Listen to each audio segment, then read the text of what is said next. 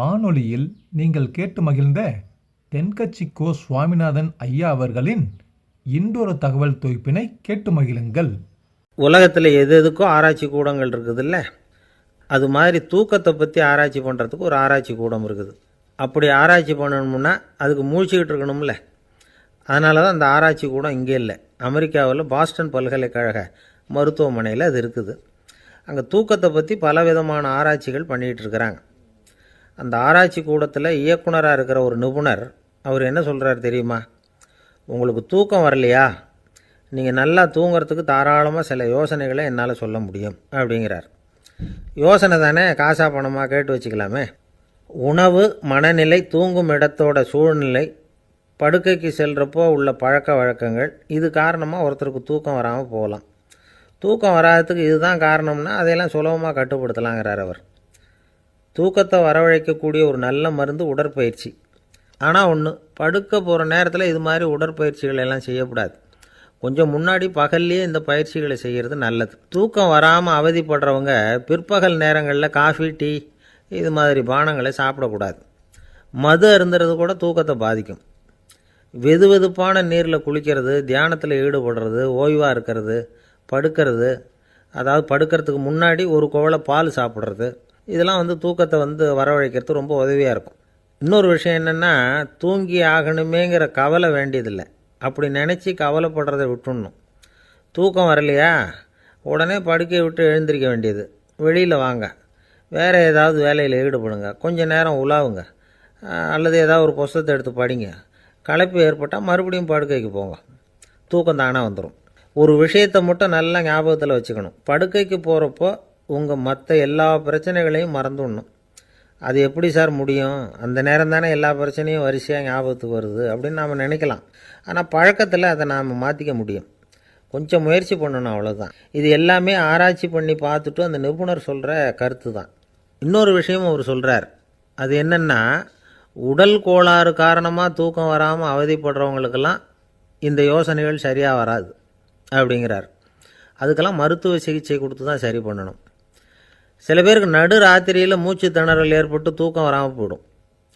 ஊரெல்லாம் தூங்குறப்போ தான் மட்டும் தூங்காமல் மூழ்கிட்டு இருக்கிறது, ஊரெல்லாம் மூழ்கிட்டு இருக்கிறப்போ தான் மட்டும் தூங்குறது, இது மாதிரி கோளாறுகளால் சில பேர் பாதிக்கப்படலாம்.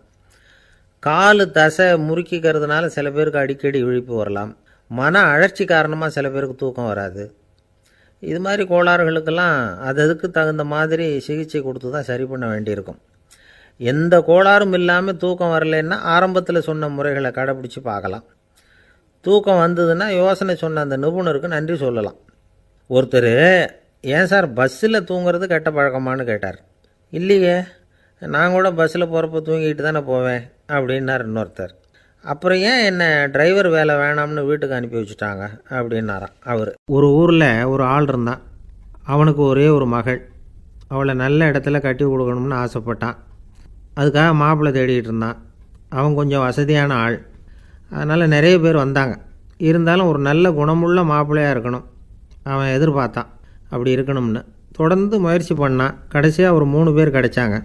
அந்த 3 பேரில் யாரை தேர்ந்தெடுக்கிறது, இதுதான் அவனுக்கு வந்த குழப்பம். இந்த நிலைமையில் ஒரு பெரியவரை தேடி போனான். அவர்கிட்ட தன்னுடைய பிரச்சனையை சொன்னான். அவர் கொஞ்சம் யோசனை பண்ணார். அதுக்கப்புறம் 3 பேரையும் கூப்பிட்டார். இதை பாருங்கப்பா, உங்கள் 3 பேருக்கும் 3 மாத கால அவகாசம் தர்றேன். நீங்கள் இப்போ போகலாம், 3 மாதம் கழித்து திரும்பி வரலாம். அப்படி வரும்பொழுது இந்த 3 மாத காலத்தில் நீங்கள் செஞ்ச நல்ல காரியம் ஏதாவது ஒன்று சொல்லணும். அதை வச்சு உங்களில் ஒருத்தரை நாங்கள் தேர்ந்தெடுத்துக்கிறோம் அப்படின்னு சொன்னாராம். 3 பேரும் சரின்னு சொல்லிவிட்டு திரும்பி போயிட்டாங்க. 3 மாதம் ஆச்சு. அதுக்கப்புறம் ஒரு நாள் திரும்பி வந்தாங்க. அவர் அவங்கள கூப்பிட்டு உட்கார வச்சார். அப்புறம் கேட்டார், இப்போ சொல்லுங்கள், இந்த 3 மாத காலத்தில் நீங்கள் செஞ்சுருக்கிற ஏதாவது ஒரு நல்ல காரியத்தை சொல்லுங்க அப்படின்னார். முதல்ல ஒருத்தன் எழுந்திரிச்சு நின்னான். ஐயா, எங்கள் அப்பா இறந்த பிறகு அவரோட கணக்கு வழக்குகளை எடுத்து பார்த்துக்கிட்டு இருந்தேன். அவர் ஒரு வியாபாரிகிட்ட 10,000 ரூபா கடன் வாங்கியிருக்கிறதாக எழுதியிருந்தார். அந்த வியாபாரியும் இப்போ உயிரோடு இல்லை.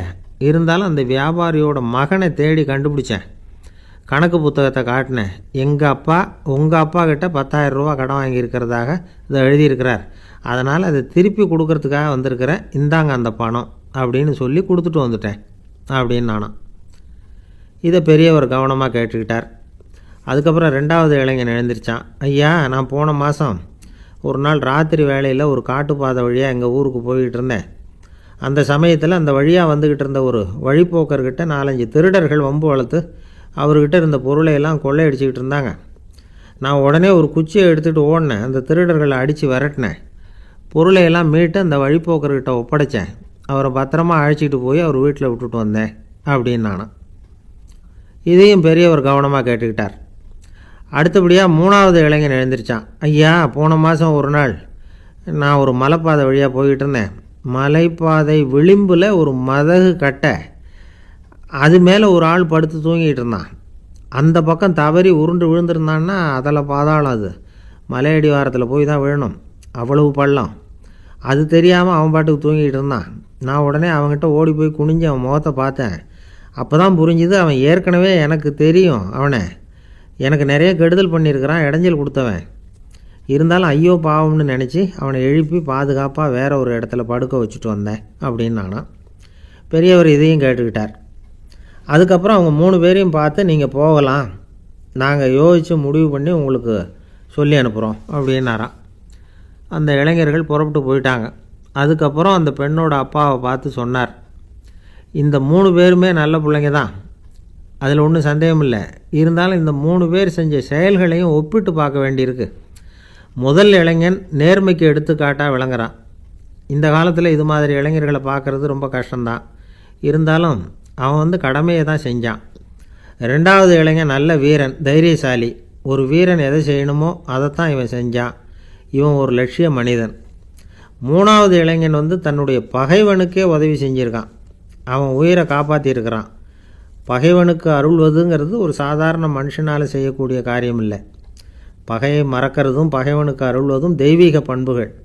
அதனால் இவனையே உன்னுடைய மகளுக்கு ஏற்ற மாப்பிள்ளையாக தேர்ந்தெடுக்கலாம் அப்படின்னு சொன்னாங்களாம். ஒரு நல்ல நாளில் அவங்களுக்கு திருமணம் நல்ல விதமாக நடந்து முடிஞ்சுதான். இது சுவாமி சின்மயானந்தர் சொல்லியிருக்கிற ஒரு கதை. இதிலேருந்து நாம் புரிந்து கொள்ள வேண்டிய ஒரு கருத்து, நமக்கு கெடுதல் பண்ணவங்களுக்கும் நாம் நல்லது செய்யணும். ஆனால் நடைமுறையில் அப்படி நம்மளால் செய்ய முடியறதில்ல. அதுதான் சிக்கல். நம்மால் ஒருத்தங்கிட்ட கேட்டேன், ஏண்டா உன்னுடைய பகைவன் ஒருத்தன் அது மாதிரி ஒரு மலைப்பாதை மதகு கட்டையில் படுத்திருந்தா உடனே நீ என்ன நினைப்ப அப்படின்னு கேட்டோம். இது ஒரு அருமையான சந்தர்ப்பம்னு நினைப்பேன் அப்படின்னா. எதுக்குன்னு கேட்டோம். அவனை அந்த பக்கமாக உருட்டி கீழே தள்ளுறதுக்கு அப்படின்னா. ஒரு ஆள் ராமகிருஷ்ணரை தேடி வந்தான். அவன் கையில் 1000 பொற்காசுகள் வச்சுருந்தான். அதை அவர்கிட்ட கொடுத்து இதை ஏற்றுக்கணும் அப்படின்னு ரொம்ப பணிவாக கேட்டுக்கிட்டான். அவர் பார்த்தார், இது எனக்கு தேவையில்லை, ஆனாலும் உன்னுடைய மனசை புண்படுத்துறதுக்கு நான் விரும்பலை, அதனால் நீ கொடுக்குறத வாங்கிக்கிறேன்னார். வாங்கிக்கிட்டார். அப்புறம் கேட்டார், இதை பாரு, இனிமேல் இதெல்லாம் என்னுடையது தானே அப்படின்னார். ஆமாம், அதையெல்லாம் நான் உங்களுக்கே கொடுத்துட்டேன்னா அவன். சரி, இப்போ நீ எனக்காக ஒரு காரியம் பண்ணணும்னார். என்ன செய்யணும்னு சொல்லுங்கன்னா, இந்த நாணயங்களையெல்லாம் எடுத்துக்கிட்டு போய் கங்கை நதியில் எரிஞ்சுட்டு வா அப்படின்னார். இவனுக்கு அதிர்ச்சியாக போச்சு. என்ன பண்ணுறது, இனிமேல் அது முடியாதுன்னு சொல்ல முடியாது. ஏன்னா அந்த நாணயங்களையெல்லாம் அவருக்கே கொடுத்துட்டான். இனிமேல் அதெல்லாம் இவனுடையது இல்லை. பேசாமல் அவ்வளோவே அள்ளிக்கிட்டு ஆத்தங்கரைக்கு போனான். போனவன் ரொம்ப நேரம் திரும்பியே வரல. ராமகிருஷ்ணருக்கு சந்தேகம், என்ன ஆச்சு அந்த மனுஷனுக்கு, காசுகளோடு அந்த கங்கையில் குதிச்சுட்டானா, போகும்பொழுதே ஒரு மாதிரியாக தான் போனான், போய் என்னன்னு பார்த்துட்டு வாங்க அப்படின்னார். அங்கே இருந்த ஒருத்தர் ஓடி போய் பார்த்தார். அவர் போய் பார்க்கும்பொழுது அவன் அங்கேயே இருந்தான். அதுக்கப்புறம் அவர் திரும்பி வந்தார். விவரத்தை சொன்னார். அதாவது அவன் கங்கை கரையில் உட்காந்துக்கிட்டு ஒவ்வொரு நாணயமாக 1 2ன்னு எண்ணி எண்ணி வீசிக்கிட்டு இருக்கிறான். அவனை சுற்றி ஒரு கும்பல் நின்றுக்கிட்டு அவனை தடுத்துக்கிட்டு இருக்குது அப்படின்னு விவரத்தை சொன்னார் போயிட்டு வந்தவர். இதை கேட்டதும் ராமகிருஷ்ணரே புறப்பட்டு அங்கே போனாராம். என்ன இப்படி பண்ணிகிட்ருக்கிற, நான் உன்னை அந்த நாணயங்களை கங்கையில் வீசி எறிய சொன்னேன், நீ ஏன் அதை எண்ணிக்கிட்டு இருக்கிற அப்படின்னார். பழக்கம்தான் காரணம், நான் ஒவ்வொரு நாளும் ஒவ்வொன்றா சேமித்து வச்சேன். இன்றைக்கி என்கிட்ட நிறைய இருக்குது, உங்களுக்கு ஒரு 1000 நாணயங்களை கொடுக்கணுங்கிறது என்னோடய ஆசை அப்படின்னா. இப்போ ராமகிருஷ்ணர் சொன்னார், ஒரே நேரத்தில் எல்லாத்தையும் சம்பாதிச்சிருந்தா நீ எண்ணுறது பொருத்தமாக இருக்கும். எல்லாத்தையும் இழக்கும்போது ஒவ்வொன்றா எண்ணிக்கிட்டு இழக்கிறதுங்கிறது சரியான செயல் இல்லை. அதனால் ஒரே தடவையாக எல்லாத்தையும் தூக்கி எறிஞ்சிடும் அப்படின்னார். இது இழப்பது அப்படிங்கிற ஒரு உயர்ந்த நிலை. இதை நாம் யதார்த்த வாழ்க்கையில் சம்மந்தப்படுத்தி பார்த்து குழப்பிக்கிட்டு இருக்கக்கூடாது. இழக்கிறேன்னு சொல்லிக்கிட்டு இருக்கிற காசையெல்லாம் ஆற்றுலையும் குளத்துலையும் கொண்டு போய் எரிஞ்சிட்டு வாங்க அப்படின்னு உபதேசம் பண்ணுறதாக யாரும் நினச்சிடக்கூடாது. இதில் நாம் புரிஞ்சிக்க வேண்டியது என்னென்னா, எதையாவது ஒன்றை இன்னொருத்தருக்கு கொடுக்கணும் அப்படின்னு விருப்பப்பட்டால் அதை மனப்பூர்வமாக கொடுத்துடணும். கொடுத்துட்டு அதையே நினச்சிக்கிட்டு இருக்கக்கூடாது. நம்மால் ஒருத்தர் ஒரு 100 ரூபா நோட்டை தன்னுடைய நண்பர் ஒருத்தர்கிட்ட கொடுத்து, இது உனக்கு தான் வச்சுக்கோ அப்படின்னார். அவர் பார்த்தார், இது இனிமேல் எனக்கு தானே சொந்தம் அப்படின்னார். ஆமான்னார் அவர். அப்படின்னா எனக்காக நீ ஒரு உதவி செய்யணும்னார். சொல்லுங்கள் செய்கிறேன்னார் அவர். இந்த 100 ரூபா நோட்டை தீ வச்சு கொளுத்தி விடுன்னார். இவர் அதிர்ச்சியாகி அவரை பார்த்தார். இப்போ அவர் சொன்னார், நீ எனக்கு அன்பாக கொடுத்தது இது, இந்த நோட்டு கள்ள நோட்டுங்கிறது எனக்கு முன்னாடியே தெரியும், சீக்கிரம் கொளுத்தி விடு, அதுதான் நம்ம 2 பேருக்குமே நல்லது அப்படின்னாராம் அவர். ஒருத்தர் அவசரமாக போய்கிட்டு இருந்தார். எங்கே போய்கிட்டு இருக்கீங்க அப்படின்னு கேட்டார் ஒரு பெரியவர். கடைக்கு போகிறேன் சார், சாமான் வாங்கிறதுக்கு அப்படின்னார். அங்கே போகிறதுக்கு முன்னாடி தெரிஞ்சிக்க வேண்டியதெல்லாம் தெரிஞ்சுக்கிட்டீங்களா அப்படின்னு கேட்டார் பெரியவர். கடைக்கு போய் காசை கொடுத்து ஒரு பொருளை வாங்கிட்டு வரப்போகிறோம், இதில் தெரிஞ்சிக்க வேண்டியது என்ன இருக்குது அப்படின்னார் அலட்சியமாக. இப்போ அந்த பெரியவர் பேச ஆரம்பித்தார். இந்த உலகத்தில் எந்த ஒரு செயலில் இறங்குறப்போவும் நாம் நல்லா ஆலோசனை பண்ண வேண்டிய விஷயம் 5 அப்படின்னார். உதாரணமாக, ஒருத்தன் கடைக்கு போய் ஏதோ ஒரு பொருளை வாங்கிட்டு வர போகிறான்னு வச்சுக்கோங்களேன்.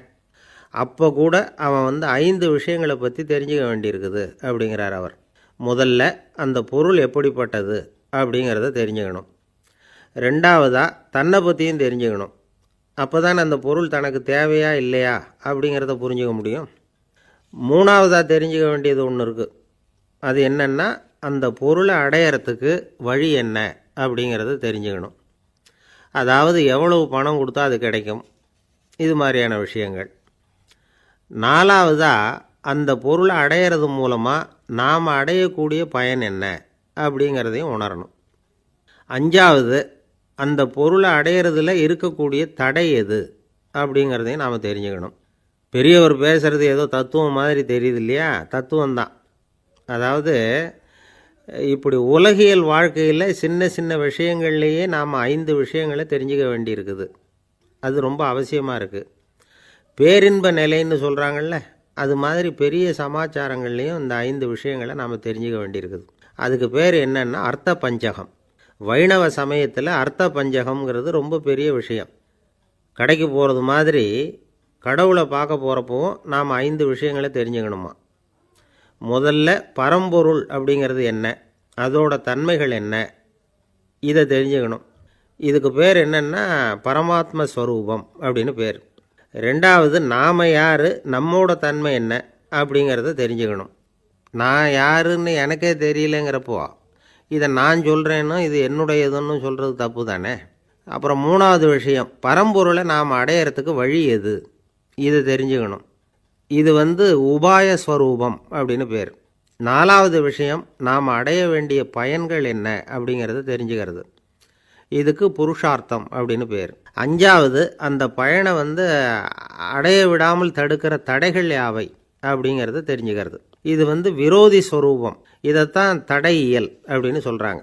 அதாவது பரமாத்மாவை பற்றிய அறிவு, ஜீவாத்மாவை பற்றிய அறிவு, உபாயம் பற்றிய அறிவு, புருஷார்த்தம் பற்றிய அறிவு, இந்த 4 அறிவுக்கும் எதிரடையாக, அதாவது அதையெல்லாம் தப்பாக புரிஞ்சுக்கிறதால உண்டாகக்கூடிய அறிவு விரோதி ஸ்வரூபம். என்ன இது தகவலில் ஏதாவது கதை சொல்லுவீங்கன்னு பார்த்தா ஏதோ தத்துவம் பேசிகிட்டு இருக்கிறீங்களே அப்படின்னு நினைக்கலாம். இதுவும் தெரிஞ்சிக்க வேண்டிய ஒரு பெரிய விஷயந்தான். காதில் போட்டு வச்சா எப்போவாவது உபயோகப்படும்.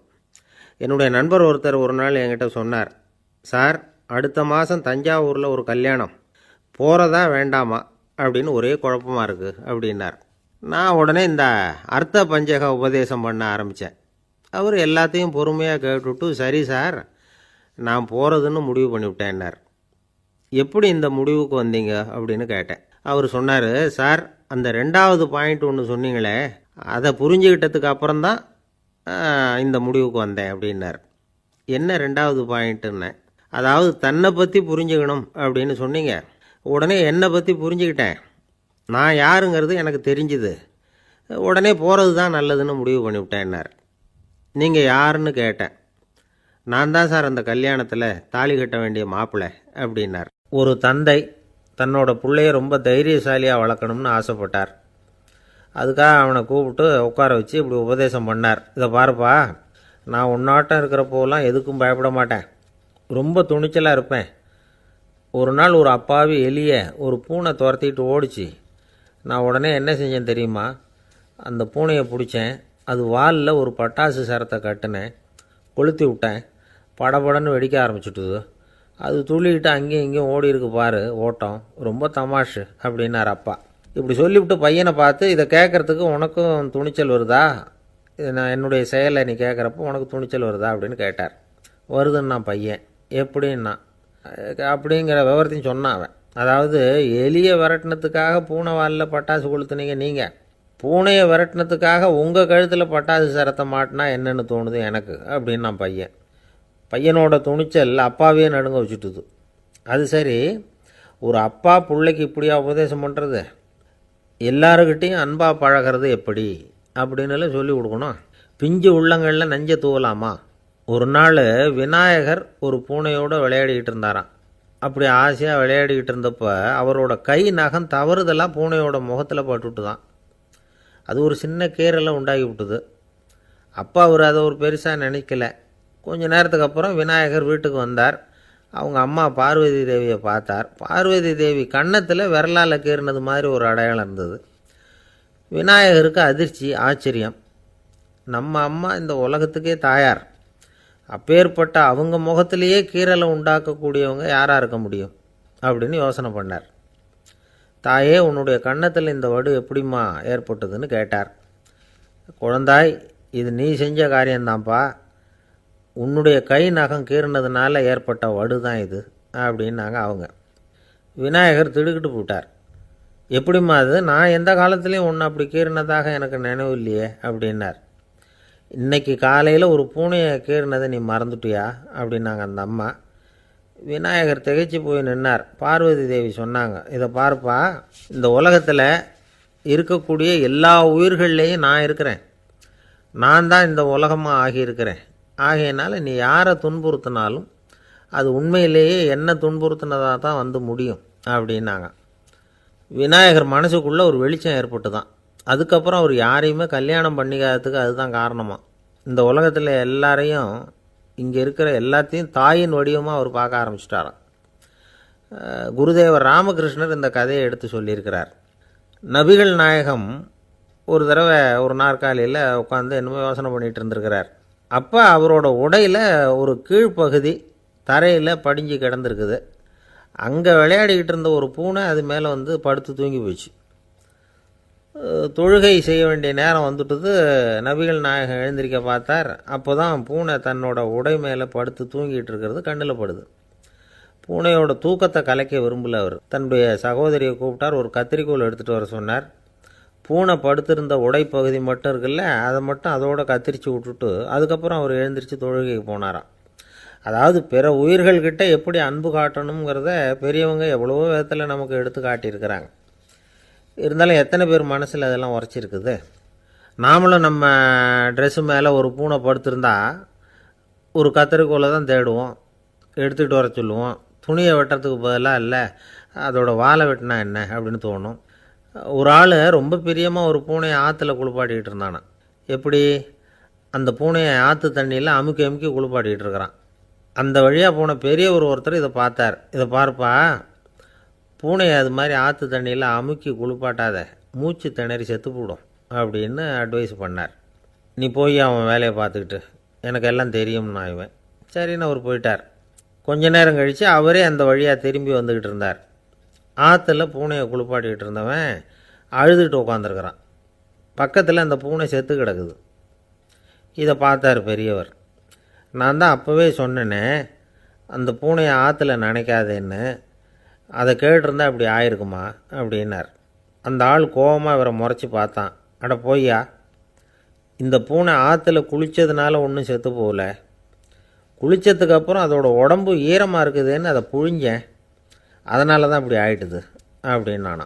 ஒருத்தரை பார்த்து உன்னுடைய நண்பர்கள் யார் அப்படின்னு ஒரு கேள்வி கேட்டு பாருங்க. கொஞ்சம் யோசித்து பதில் சொல்லுவாங்க. அவங்கக்கிட்டேயே உன்னுடைய எதிரிகள் யார் அப்படின்னு கேளுங்க, கடகடன்னு ஒப்பிச்சிருவாங்க. நம்ம மனசு இருக்க அது எப்படின்னா, நம்ம நண்பர்களை விட எதிரிகளை அது நல்லா ஞாபகத்தில் வச்சுக்கும். இது ஒரு ஆச்சரியமான உண்மை. உங்களால் நண்பர்களை மறந்துட முடியும், ஆனால் எதிரிகளை மறந்துட முடியாது. இது ஒரு வேடிக்கையான நிலைமை தான். அழகான தருணங்களை நாம் ஏன் மறந்துடுறோம்? இது இயற்கை. ஏன்னா நம்ம மனசு மலர்களை கவனிக்கிறதில்ல, அதில் இருக்கிற முள்ளை தான் கவனிக்குது. தன்னை காயப்படுத்துகிற எதையும் அது உடனே கண்டுகொள்ளுது. ஒரு தெளிந்த சிந்தனை உடைய மனசு மிக அழகாக உள்ள எல்லாத்தையும் கவனிக்கும்.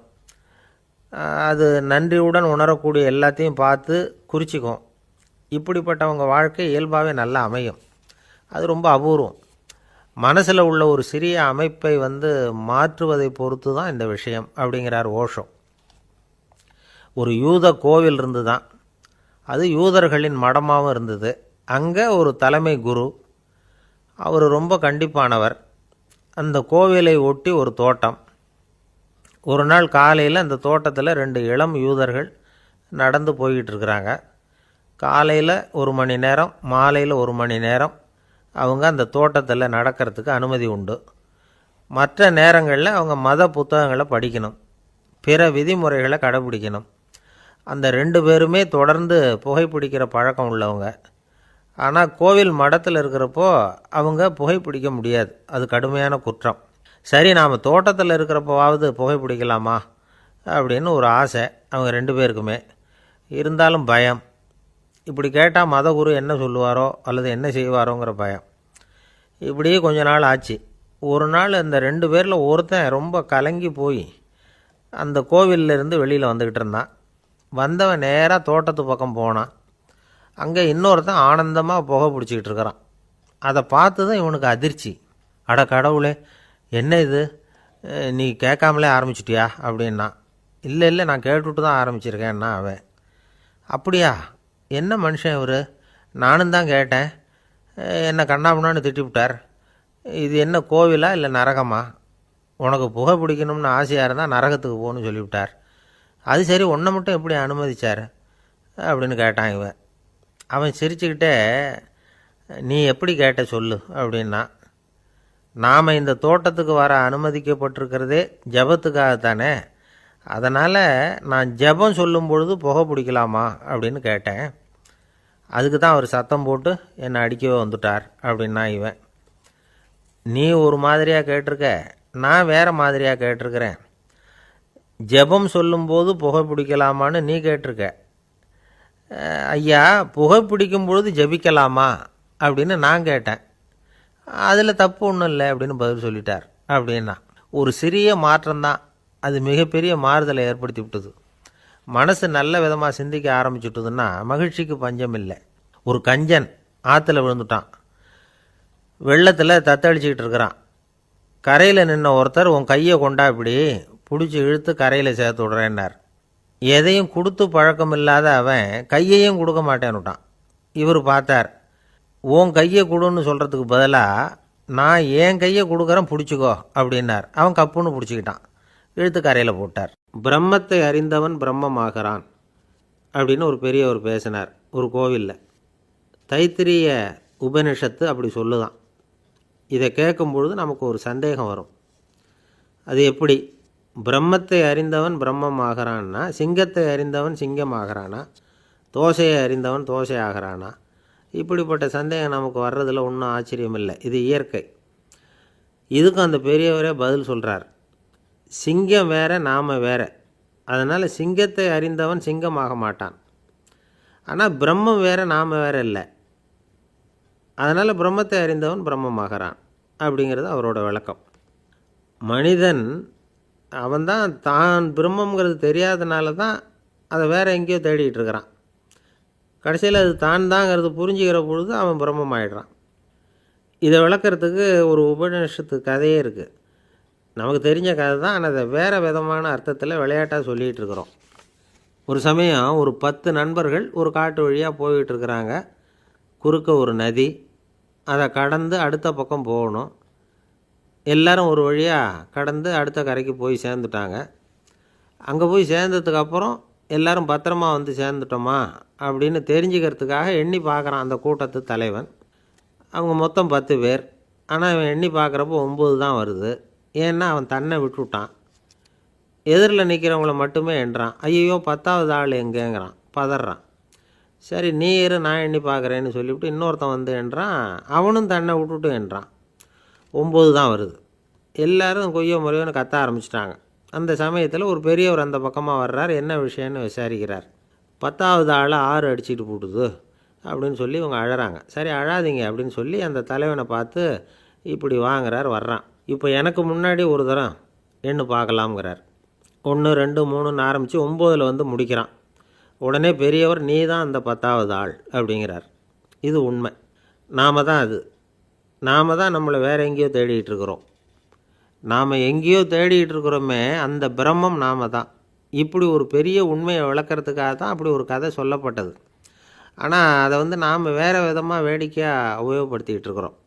எப்படி தெரியுமா? ஒரு ஆத்தங்கரையில் ஒரு 10 பேர் முழிச்சுக்கிட்டே நின்றுக்கிட்டு இருந்தாங்களாம். அந்த பக்கமாக வந்த ஒருத்தன் ஏன் இப்படி முழிச்சுக்கிட்டு நிற்கிறீங்கன்னு கேட்டிருக்கிறான். எங்களுக்கு நீச்சல் தெரியாது, நாங்கள்லாம் அடுத்த கரைக்கு போய் சேரணும் அப்படின்னு நாங்களாம். சரி நான் கொண்டுட்டு போய் விட்றேன். எல்லாரும் அக்கறைக்கு போய் சேர்ந்த உடனே ஆளுக்கு ₹1 வீதமாக மொத்தம் ₹10 எனக்கு கொடுக்கணும் அப்படின்ட்டுருக்கான் இவன். சரின்னு ஒத்துக்கிட்டாங்க. இவன் ஒவ்வொருத்தராக கையை பிடிச்சி மெதுவாக ஆற்றுல இறக்கி அழைச்சிட்டு போயிட்டான். 9 பேரை கரை சேர்த்துட்டான். 10வது ஆள் பாதி ஆற்றுல போயிட்டுருக்கிறப்போ திடீர்னு வெள்ளம் வந்துட்டுது. புடி நழுவி போச்சு. கையை விட்டுட்டான். வெள்ளம் அடிச்சிட்டு போட்டுது. அழைச்சிட்டு வந்தவன் நீச்சல் அடித்து தட்டு தடுமாறி கரைக்கு வந்து சேர்ந்துட்டான். கரையில் இருந்தவங்களுக்கு இந்த விஷயம் தெரியாது. இருந்தாலும் இவன் உடம்பு பூரா நனைஞ்சி கொஞ்சம் அதிகமாக மூச்சு வாங்க நின்றுக்கிட்டு இருந்தானா, ஏங்க ஏன் இப்படி மூச்சு வாங்குது, என்ன விஷயம் அப்படின்னு கேட்டாங்களாம். அதுக்கு இவன் கொஞ்சமாக அலட்டிக்காமல் சொன்னானா, வேறு ஒன்றும் இல்லை, நீங்கள் கொடுக்க வேண்டிய ₹10ல் ₹1 குறைஞ்சி போச்சு அவ்வளவுதான் அப்படின்னானா. ஏங்க எங்கே போயிட்டு வரீங்க அப்படின்னு கேட்டேன். எனக்கு வேண்டப்பட்ட ஒருத்தரை பார்த்து. ஆஸ்பத்திரிக்குன்னார். எந்த ஆஸ்பத்திரிக்குன்னே? மாட்டு ஆஸ்பத்திரிக்குன்னார். என்ன விஷயம்னே? மாமனாருக்கு உடம்பு சரியில்லை, அதுதான் மாட்டு ஆஸ்பத்திரிக்கு போயிட்டு வரேன்னார். அட பாவி, அதுக்கு அந்த ஆஸ்பத்திரிக்காக போவாங்க அப்படின்னு ஆச்சரியமா. அட அது இல்லைப்பா, முதல்ல எங்கள் குடும்ப டாக்டர் தான் தேடிக்கிட்டு போனேன்.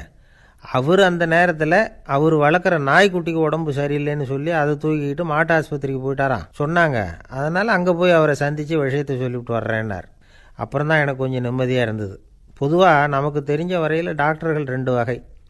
நமக்கு வைத்தியம் பண்ணுற டாக்டர்கள் ஒரு வகை, நம்மக்கிட்ட இருக்கிற ஆடு மாடு கோழிக்கு வைத்தியம் பண்ணுற டாக்டர்கள் ஒரு வகை. இப்போ தான் எனக்கு தெரியும் இன்னொரு வகையான டாக்டர்களும் உண்டுங்கிறது. அது யாருன்னா பூச்சிகளுக்கு வைத்தியம் பண்ணுற டாக்டர்கள், அதாவது பூச்சி டாக்டர்கள். வெளிநாடுகளில் அப்படிலாம் கூட சில பேர் இருக்கிறாங்க. பிரிட்டனில் யார்க்ஷயர் வட்டாரத்தில் ராதர்ஹாம் அப்படின்னு ஒரு ஊர். அங்கே ஒரு விலங்கியல் மருத்துவர் பேர் டாக்டர் லான்ஸ் ஜெப்சன். அவர் ஆஸ்பத்திரி வாசலில் பார்த்தீங்கன்னா தினமும் நிறைய பேர் நின்றுக்கிட்டு இருப்பாங்க. கையில் கண்ணாடி குடுவை, தகர டப்பா இப்படி ஏதாவது இருக்கும். அதுக்குள்ளே ஏதாவது பூச்சிகள் இருக்கும். அதுக்கு வைத்தியம் பண்ணுறதுக்காக வந்தவங்க தான் அவங்கெல்லாம். சிலந்தி பூச்சி, பல்லி, தேளு, பாம்பு இப்படி ஏதாவது இருக்கும். பொழுதுபோக்காக சில பேர் நாய், பூனை, கிளி, மைனா, புறா இப்படி ஏதாவது வளர்க்குறாங்கல்ல, அது மாதிரி இப்போல்லாம் தேளு, பல்லி, பாம்பு, பூச்சி இதையெல்லாம் வளர்க்க ஆரம்பிச்சிட்டாங்களாம். இது ஒரு புது ஃபேஷன். இப்போ கூண்டுக்குள்ளே டப்பாக்குள்ளே போட்டு வளர்க்குறது, அதுக்கு ஏதாவது நோய் வந்துட்டுதுன்னா வைத்தியம் பண்ணுறதுக்கு டாக்டர்கிட்ட வந்துட வேண்டியது, இப்படி இந்த பழக்கம்லாம் நிறையா வந்துட்டுது. ரத்தம் உறிஞ்சிற அட்டைகள் கூட இவங்ககிட்ட வைத்தியத்துக்கு வருதான். சிலந்திகளில் செங்கால் சிலந்தின்னு ஒரு வகை. மத்திய அமெரிக்க காடுகளில் இது அதிகம். சிலந்திகள்லேயே ரொம்ப விலை உசந்தது இந்த ரகம்தான். கால்களில் சிவப்பு கோடுகள் இருக்கும். இந்த இனம் இப்போ குறைஞ்சிக்கிட்டே வர்றதுனால சர்வதேச விதிகளின்படி இவற்றின் ஏற்றுமதி இறக்குமதிக்கு தடை விதிக்கப்பட்டிருக்குது. அதனால் இதை வளர்க்குறவங்க வீட்டுக்குள்ளேயே இனவிருத்தி மூலமாக பெருக்கி விற்பனை பண்ணிட்டு வராங்களாம். அந்த வகை சிலந்திகள் தான் இப்போ வைத்தியத்துக்கு அதிகமாக வருதான். சரி, இதுக்கெல்லாம் எப்படி வைத்தியம் பண்ணுறாங்க? முதல்ல அதை குளிர்பதன பெட்டியின் வழுவழுப்பான சுவரில் விட்ட உடனே அதெல்லாம் மெதுவாக இறங்கி வரும். அப்போ அதன் நோயை கண்டுபிடிக்கிறது சுலபம். அப்புறம் அதுக்கு கிருமிகளை கொல்லக்கூடிய மருந்துகளையோ வலி நிவாரண மருந்துகளையோ கொடுப்பாங்க. கால் உடஞ்ச சிலந்திகளுக்கு பசையை கொண்டு ஆப்ரேஷன் பண்ணுவாங்க. சில சிலந்திகளுக்கு உடஞ்ச காலை எடுத்துட்டா புதிய கால் வளர்ந்துடும். சிலந்திகளை மனிதர்கள் கையில் எடுக்கிறப்போ அது பயந்து போய் கீழே குதிக்குது. அதனால் கால் உடஞ்சி விடுது, இல்லைன்னா வயிறு சேதமடையுது. அந்த நிலைமையில் வர்ற சிலந்திகளுக்கு மயக்க மருந்து கொடுத்து ஆப்ரேஷன்லாம் கூட பண்ணுறாங்களாம். பார்த்தீங்களா பூச்சிகளுக்கு வந்த வாழ்வே. நம்ம ஊர்லேயும் வீடுகளில் பூச்சிகள் வளர்க்குறது உண்டு. ஒருத்தர் வந்தார், எனக்கு 3000 கரப்பாம்பூச்சி அவசரமாக தேவைப்படுது, எங்கே கிடைக்கும்னு கேட்டார். கரப்பாம்பூச்சியா, அது என்னத்துக்குன்னு கேட்டோம். அது வேறு ஒன்றும் இல்லை, நான் குடியிருக்கிற வாடகை வீட்டை காலி பண்ண போகிறேன். வீட்டு சொந்தக்காரர் என்ன சொல்கிறாருன்னா, இந்த வீட்டுக்கு நான் குடி வந்தப்போ எப்படி இருந்ததோ அதே நிலைமையில் விட்டுட்டு போகணும்னு வீட்டுக்காரர் சொல்லியிருக்கிறார், அதனால தான் கேட்டேன் அப்படின்னார்.